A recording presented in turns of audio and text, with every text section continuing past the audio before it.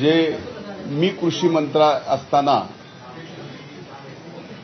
जे आरोप केले त्याबाबत माझं पहिलं आणि स्पष्ट मत आहे की हे पुन्हा एकदा एक त्यांच्या स्वभावाप्रमाणे सनसनाटी निर्माण करणं आणि धादांत खोटे आरोप करणं याच्या पलीकडे दुसरं याच्यात काहीही नाही आहे.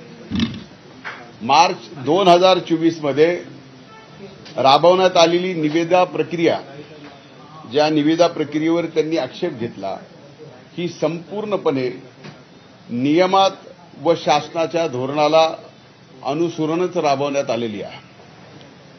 त्यांनी केलेले आरोप हे केवळ फक्त आज या कृषी विभागाचे काढलेत म्हणून नाही. आपण मागचे म्हणजे आज 58 आम्ही दिवसच मोजतोय, मागच्या 50 दिवस ते वेगवेगळे आरोप माझ्यावर करतच आलेले आहेत.